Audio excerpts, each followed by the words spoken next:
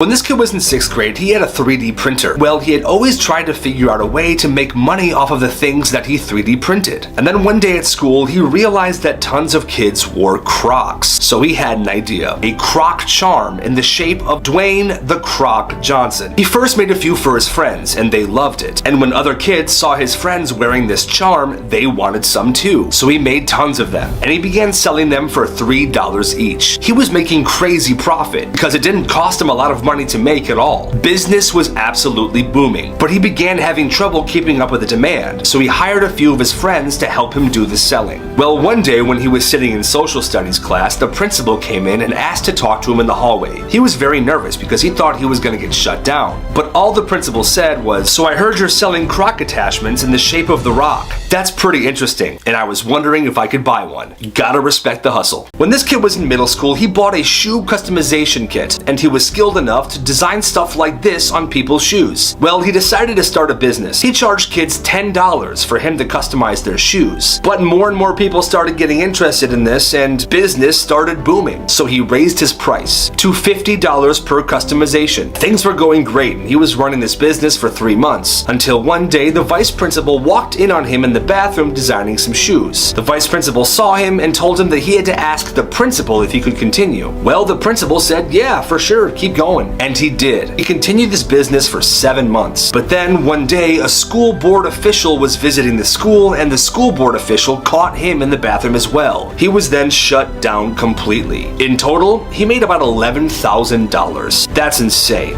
Every day in elementary school, this kid sat right by the vending machines, and the vending machines sold Snapple, and everyone loved Snapple. The Snapple was sold for 75 cents, but whenever people bought it, they would just put $1 in and get their quarter back. That's when he got this idea. What he began doing was he would take a big wad of napkins with a tiny string attached, and he would shove it in the part of the vending machine where the change comes out. So whenever kids go and buy their Snapple with their $1, they would not get that quarter. And because it's just a quarter, the kids are like, "Oh well, at least I have my Snapple." After lunch is when he would go to the vending machine, pull the little string with the napkin attached, and collect all the quarters that were stuck up there. He was getting like $10 a day, which isn't crazy money, but what's brilliant is how he got the money. You gotta respect the hustle. One day, this kid came to middle school with pink eye. He didn't really tell anybody about it, because if the school knew he had pink eye, they would make him stay home. Well, this was right around the time where classes were having some of their biggest tests of the year, and students were getting stressed out. "Oh, dude, I couldn't study at all this week. I'm gonna fail this test. Like, it's bad. I tried my best. Hopefully I passed, but you know. What's wrong with your eye, dude?" "I have pink eye." "Oh my god, you have pink eye? Why are you here?" "Because they're serving chicken nuggets at lunch today. I can't miss that." "Dude, if you give me pink eye right now, I'll have it by tomorrow and I won't be able to take the test. Gives me more time." "Dude, alright, $10. Okay, here." "Alright, you ready? Go for it." Okay.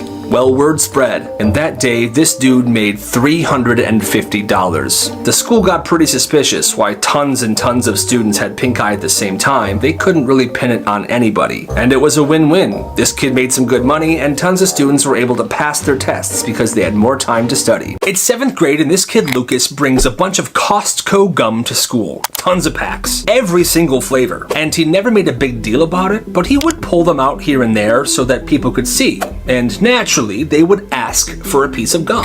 And when they did, 50 cents. "Oh, I don't have any money right now." "Oh, that's fine. Pay me later." And that was his thing. You know, at first people were like, "He's not gonna ask for that money later, you know? It's just a piece of gum." But that's where they were completely wrong. Because after he would give someone a piece of gum and say, "Pay me later," he would pull out a tiny notebook and write down the debt in that notebook. Everybody had a tab. Their name, their flavor, and how much they owed. But the thing is, he wanted this debt to grow. He would walk up to them. "Hey, so you still owe me from last week, but I just got this crazy new watermelon flavor. You want a piece? I'll just put it on your tab." And he just kept stacking debt on top of debt on top of debt, until finally he decided it was time to collect. He goes to the 2 biggest kids in class. "Carl? Mordecai? Yeah. I'll give you 10%. Here's the list. Get me my money." And they would go around school with the list. "Hey, you got Lucas's money? I'm here to collect." And these kids were big and intimidating, and people did pay him back. Lucas made like $175 before this whole thing was shut down. You gotta respect the hustle, I guess. The dumbest school rules ever. This one elementary school had a rule where a student, if they were feeling sick, would not be able to go home or call their parents unless they had a fever or puked. Well, one day, this kid's stomach was super messed up. He wasn't feeling good at all. Miss, can I go to the nurse's office, please? Ow. So he goes to the nurse's office. So it's a stomach ache, huh? Yes. Yeah. Yeah, it hurts so bad. Well, you don't have a fever and you didn't throw up, and you can't stay here. I have to send you back to class. I'm sorry. Are you serious? Yeah, you know the rules. Well, this made him super mad because his stomach was actually hurting pretty bad. So he stared at her, and with incredible focus and pure dedication, he somehow managed to get himself to throw up right on the nurse.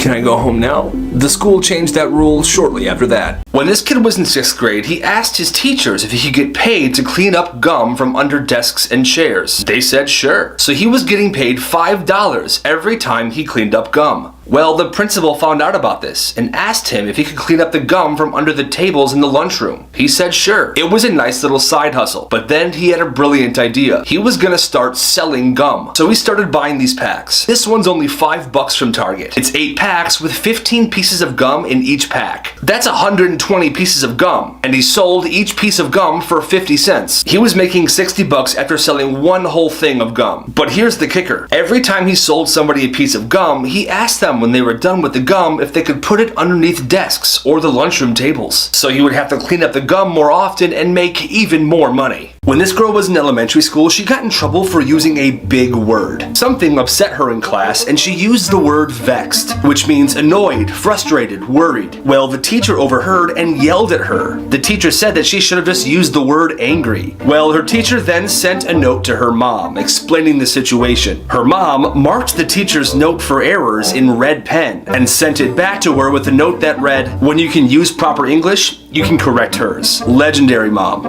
This kid's always the first one on the bus every single day, and he'd walk in and he would go directly to the back right bus seat. And he would do this because about 15 minutes into the route, there was this bump in the road that the bus would hit every day. And if you were in that back seat, it would launch you up, and it was awesome. And the driver knows this, so he would hit that bump at full speed. It's coming, here it is. Well, he experienced it a bunch, and then he had a brilliant idea. Every day, people ask, "Hey man, can I try that seat today? Bro, let me try that seat today, please." And when people ask, he starts saying, "Well, what do you got?" One kid pulled out a Twinkie. "All right, deal, have a seat." The next day, someone else says, "I'll give you $2 for the seat today." Anyone got something better? I got Sour Patch Kid watermelons. Deal. He's auctioning off that seat every single morning. People are offering Doritos, money, their lunch desserts, their entire lunch. Whoever wins gets the launch, and the whole bus always counts down right before it's gonna happen. All right, you ready, Kevin? Yeah, I'm ready. 3, 2, 1. Oh, nice. And that, my friends, is awesome.